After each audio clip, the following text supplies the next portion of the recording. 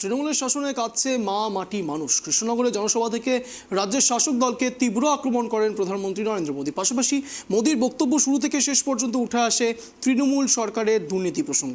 আর জানিয়ে মোদীকে পাল্টা প্রতিক্রিয়ায় আদানি নীরব মোদী ইস্যুতে কড়া সমালোচনা করেন তৃণমূল সাংসদ শান্তনু সেন।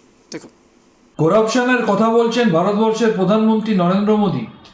এই মুহূর্তে ভারতবর্ষের সবথেকে বড় ফাইন্যান্সিয়াল স্ক্যাম হচ্ছে মোদী আদানি স্ক্যাম, যার পরিমাণ $120 বিলিয়ন।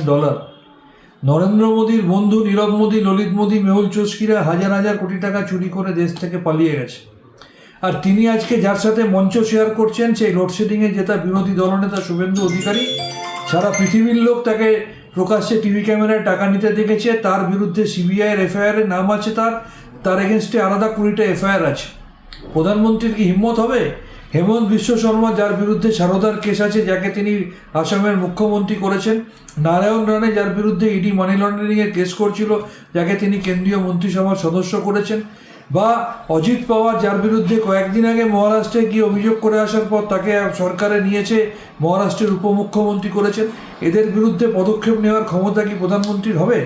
আপাদমস্তক দুর্নীতিতে ডুবে থাকা ভারতীয় জনতা পার্টির সর্বেসর্বা নরেন্দ্র মোদী মুখে দুর্নীতির কথা মানায় না।